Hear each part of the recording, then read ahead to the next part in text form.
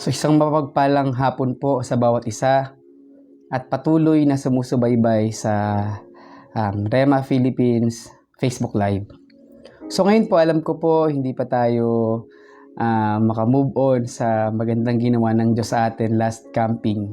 Last sem break camp dahil alam po natin na ito pong sem break camp pa isa sa pinaka inaabangan, pinaka trending na camping na gusto natin na maranasan dahil nga dito po natin sobrang nararanasan yung corporate anointing.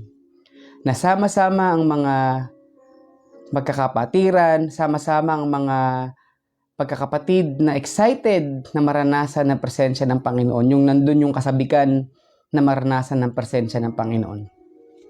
At ang topic po natin last sem break camp po is Joshua 1:8. Basahin ko po sa inyo. Ang aklat na ito ng kautusan ay huwag may hiwalay sa inyong bibig, kundi iyong pagbulay-bulayan araw-araw.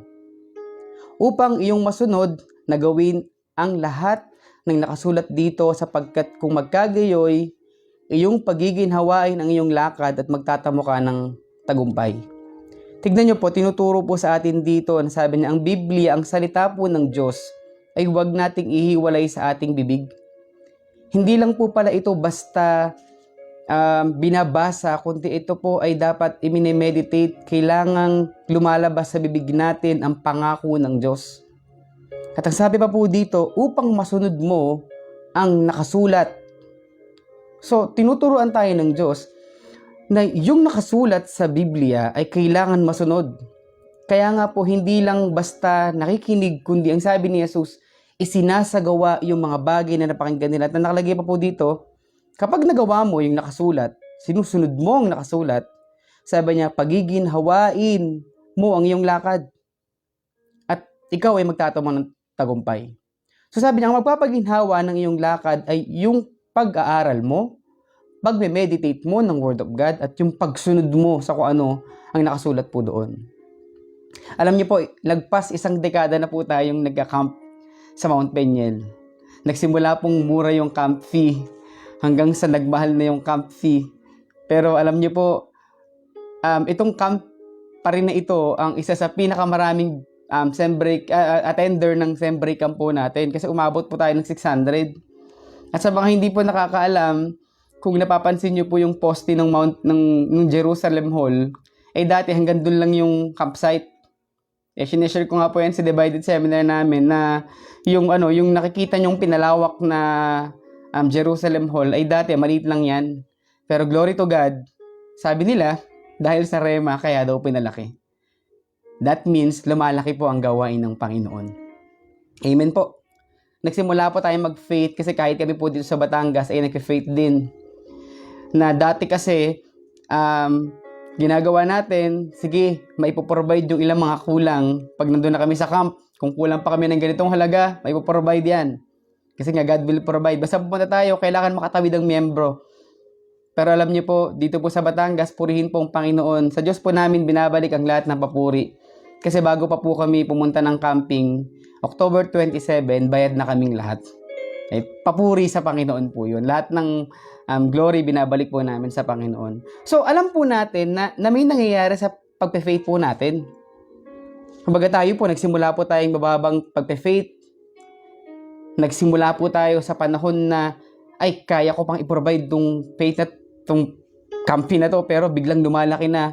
Pero still, ina-adjust po, in-stretch ng Diyos yung pananampalataya natin na kahit na umabot ng, sabihin mo ng, yung halaga na parang feeling mo ang taas na nitong camping na to. Pero dahil ang Diyos po ay tapat sa kanyang pangako, ang sabi niya, pag-aralan mo ang salita ng Diyos.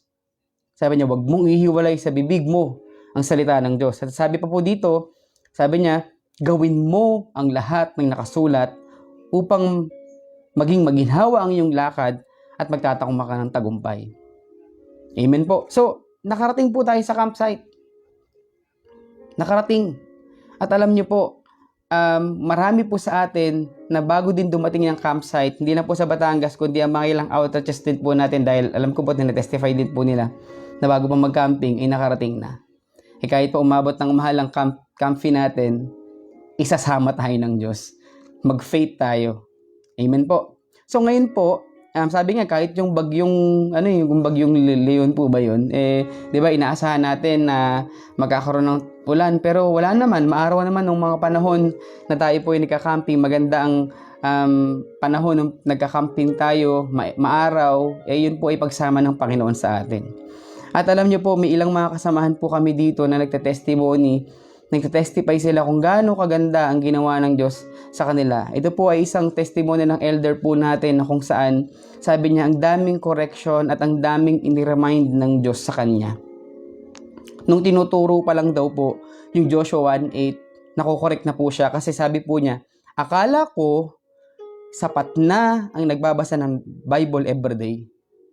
Mas nauunawaan ko ngayon na maging ang mga bagay na gusto kong hilingin sa Diyos, bago pala dapat ako humiling sa Diyos, kailangan marami na akong alam na pangako ng Diyos. At ang sabi pa dito, kailangan pala didilihin, basa-basahin araw-araw ang salita ng Diyos hanggang sa bumaba sa puso yung pangako ng Panginoon. At sabi pa po dito, ito ay palalabasin sa iyong bibig. Kinokonfess talaga yan. Sinasabi mo talaga sa bibig mo. Kaya po pala, ito pong sabi nung kasamahan po natin, kaya pala may mga panalangin ako na hindi nasasagot. Kulang sa pananampalataya. Sabi pa po dito, pero praise the Lord po kasi naituro po sa akin nung camping. Ngayon, alam ko, nag-increase yung faith ko. Sino po sa atin dito magsabi ng amen na alam niya sa sarili niya, nag-increase yung faith niya? Glory to God po, magsabi naman po ako amen. Na alam ko po, ang daming natutunan nung last camp. Sabi niya, ang daming natutunan. Even sa Divided Seminar, pinag-aaralan po natin is yung The Art of Prayer. Sabi po dito ng elder po natin, sabi niya, napakalaki po pala ng responsibilidad natin pagdating sa pananalangin kasi tinawag tayo maging intercessor. Sabi niya, kung may anumang mangyari sa ating bansa, tayo ang mananagot. Sabi po niya dito, nire-remind din po ako ni Lord ng camping na manatiling tapat at ingatan yung mga bagay na pinagkakatiwala niya sa akin. So tignan niyo po, tapat ang Panginoon sa mga taong sabik na maramdaman at maranasan ng presensya na.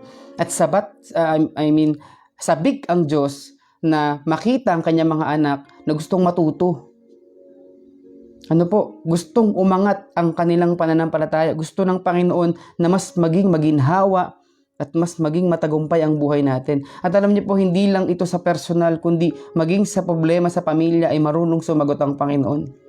Kasi isa po natin kasamaan, sabi niya, yung sagot sa tanong ko, tignan niyo po yung sagot sa tanong ko, regarding sa problema ko sa pamilya, narinig ko nung Divided Seminar. Minsan may mga isa ba tayong kasamaan, akala natin itong pag-aaral natin ng Divided Seminar ay wala lang, pero hindi po. Ang sabi ng isang kasamahan po natin, yung sagot sa kanilang panalangin, narinig doon sa Divided Seminar. So imagine po natin yun. 'Di ba minsan tayo ang focus natin, makikinig ako doon sa nakatayo sa pulpito, pero hindi. Ang Diyos ay kumakausap. Even sa time ng Divided Seminar, ay magagawa niyang sagutin yung panalangin mo. Purihin po ang Panginoon. Alam niyo po ang sabi ng Panginoon sa isang kasamahan po natin, huwag kang mag-alala. Anumang problema mo sa pamilya, ako ay Diyos ng kaayusan. Glory to God po. Imagine po natin na ang Diyos po hindi pumapalya na sa mga camping po natin ay kausapin tayo at patuloy tayong i-remind. Ito po ay isang kasamahan po natin na worker. Tinetestimony po niya dito. Ang sabi po niya, bago po mag-camp, excited na po talaga ako sa gagawin ng Panginoon. Ano man po ang sasabihin ng Lord po sa akin, meron pong nagrema sa akin. Sabi po niya, yung word na, yung wealthy place mo ay yung ministry mo. Yung lugar na kung saan magiging masagana ang buhay mo, yung place na kung saan magiging wealthy ka, ay yung ministry mo. Nire-remind po ako ng Diyos na sa ministry ko ngayon, dito po niya ako sasamahan. So sa mga taong tinawag ng Panginoon, alam mo na, tinawag ka ng Diyos, kung saan ka niya magagamit, doon ka niya pagpapalain. Di ba po sa ministry, alam naman po natin na minsan hindi madali. Pero glory to God po, kasi patuloy na pinapaalala po ng Panginoon, nasasamahan po niya ako, at pagpapalain po niya ako, binabalikan ko po yung mga napasabi po talaga, nasabi ko na po talaga na oo nga no, hindi ako pinababayaan ng Panginoon. Inaalala niya ng mga panahon na kung saan nakakaramdam siya ng pagod. Pero alam niyo po, inaalala niya din yung sinasabi, yung nakikita niya, pinakita ng Diyos sa kanya na hindi siya pinababayaan ng Diyos. Doon po pumasok sa isip ko yung word na ang ministry mo ang kaganapan ng mga plano ng Diyos sa buhay mo. Amen po. Sa atin po, minsan may mga tanong po tayo sa ministry. Alam niyo po, ang Diyos po ay marunong sumagot sa mga tanong po natin. Na nakakatuwa po dahil po ang Diyos po ay hindi niya po binibigo ang kanyang mga anak na sabik. Siguro po may mga kanya-kanya po tayong testimony na na-testify po natin last Sunday. Nakakatuwa po dahil ang Diyos po ay tapat kailanman. Sabi pa po ng isang kabataan dito, naunawaan ko po yung kahalagahan ng pag-intercede. Lalo na po na sa panahon natin ngayon dahil sa dami ng nangyayari sa mundo, lalo na pananagutan mo yung mga nangyayari sa paligid mo o sa kamag-anak mo. Kaya po nung camping talagang napaalalahanan po ako na walang ibang gagamitin kundi tayong mga nakakaalam. Walang ibang gagamitin si Lord kundi tayo na mga nakakaalam, tayo na mga Kristiyanong ginagamit ng Diyos sa ministeryo ng pananalangin. Kaya po purihin po ang Panginoon dahil nakasama po ako ng camp, dahil marami po ako natutunan. Marami po ako natutunan na dapat huwag tayo maging selfish. At nung before camp po talaga, nanghihina po ako mentally, physically, emotionally, spiritually. Pero purihin po ang Panginoon, may mga ginamit ang Diyos o pangakain ako. Sa Diyos po ang kapurihan. Tayo po na mga naglilingkod, minsan talaga, nakakaramdam tayo ng pagod. May struggle talaga sa paglilingkod. Sabi nga nung kasamahan natin, pagod na siya mentally, baka stress na siya. Physically, pagod, emotionally, spiritually, pero alam niyo po, na-deliver, inayos ng Diyos ang buhay ng kasamahan po natin ito nung nakasama siya ng camp. Kaya mahalaga po talaga na tayo po ay uma-attend ng camp meetings. Tayo po dito sa Rema, 3 ang camp meetings natin, last camping natin ngayon. At alam po natin, malapit nang dumating ang Panginoon. Sa susunod na taon ulit, i-ready natin yung mga sarili natin. Ngayon pa lang, paghandaan na natin ang summer camp. Paghandaan na natin. May isa pa po tayong kasamahan. Ito po ang kanyang testimony. Sabi niya, excited po talaga ako sa Believers Camp. Kasi ito po yung masasabi kong best camp sa mga camping na naranasan ko. Isa ako na na-assign po ako sa isang ministry. Kaya po lagi po kaming napupunta sa hulihan na upuan. Sabi po niya dito, nandun lang po kami sa may hall, sa may hulihan ng hall, pero praise God po.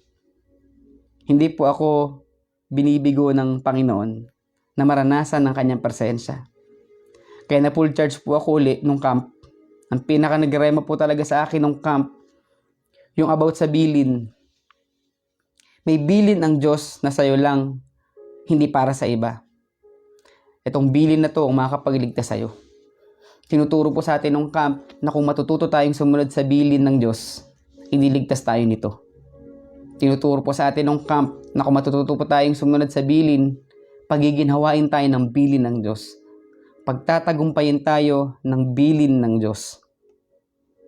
At ito po, masasabi ko po na itong camping na naranasan po natin itong last ay camping na kung saan nagpapaalala po ang Panginoon sa atin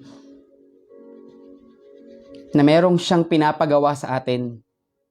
May bilin na pinapagawa ang Diyos sa atin na kailangang magawa po natin. Huwag po sanang narinig mo yung bilin pero hindi mo na itutuloy na gawin.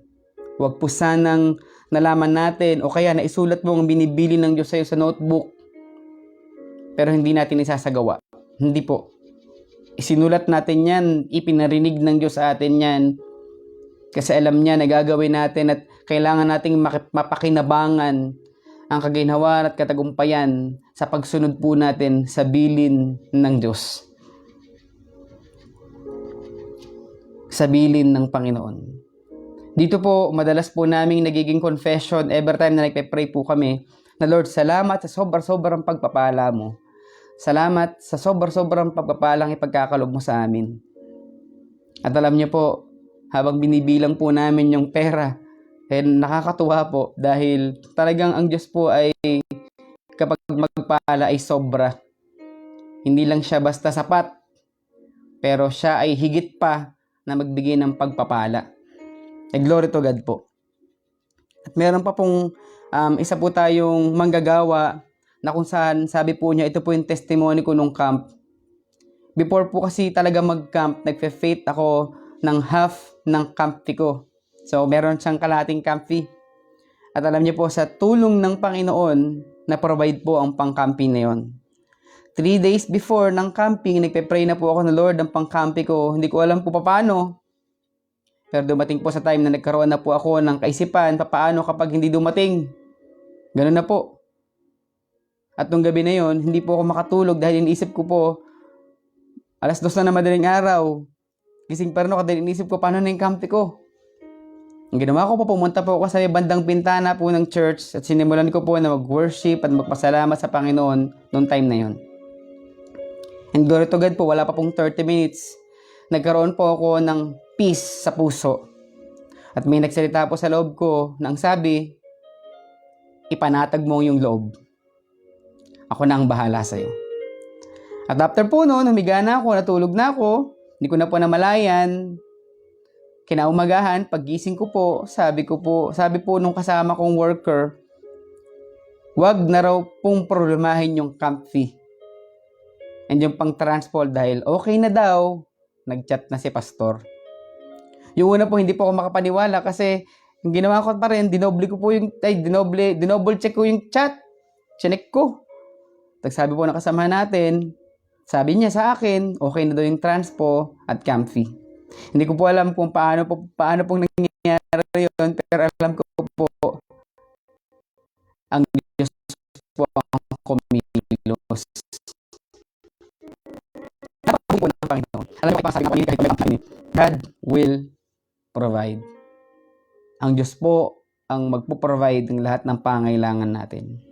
Nitong camping naman po, marami din po itunuro po ang Panginoon. Kasama po yung mga reminder po niya sa akin. Isa po dito, ay tinuturo po niya sa atin ng pastor po natin. Ang sabi po niya, kung kinalimutan na ng Diyos ang nakaraan mo, wala ka ng karapatang balikan.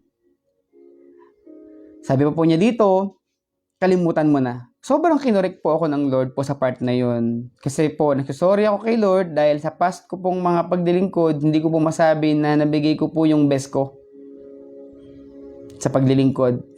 At kami rin po, ang dami-dami ko rin pong pagkukulang. At binibingwit ko pa po sa ilog ng nakaraan yung mga failures ko po. Kaya glory to God po, dahilan sa pinaalalahanan po ako ng Panginoon sa part po na ito. Dinadagdag pa po niya, isa pa po na nagrema po sa akin, message ni Lord po sa akin yung bilin niya. Minsan po kasi sa aking paglilingkod, gumagawa po ako na ibang way or by might, hindi ko pa nasusunod ang bilin ng Panginoon. At isa pa po dito ay yung kakulangan po sa pag-search po ng bilin niya sa salita po niya. Minsan po nagtatanong po ako sa Lord kung bakit ganito, ganyan. At glory to God po, dahil nakuha ko po ang sagot sa tanong ko po na kailangan ko po pala makuha at masunod yung bilin ng Panginoon in order na hindi po ako mangapa sa ministry at sa paglilingkod ko po. Glory to God po, mahal po tayo ng Panginoon. Siguro po, may mga tanong pa din po tayo hanggang ngayon. Huwag po tayo magsawa na mag-seek ng answer sa Diyos. Ano ba yung dapat mong gawin? Ano ba yung dapat na gawin pagdating sa ganitong sitwasyon? Kung hindi mo na talaga alam yung gagawin mo, mag-fasting ka. Kahit ako po, nung camping, sinabi ko, may mga sitwasyon ako, Lord, na hindi ko na alam yung gagawin ko. Pero isang bilin sa akin ng Diyos, mag-fasting ka. Kasi kailangan mong marinig.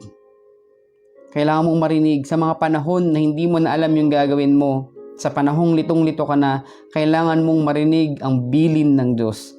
Kailangan mong marinig yung boses ng Diyos. Kasi yun ang magdadala sa iyo sa katagumpayan.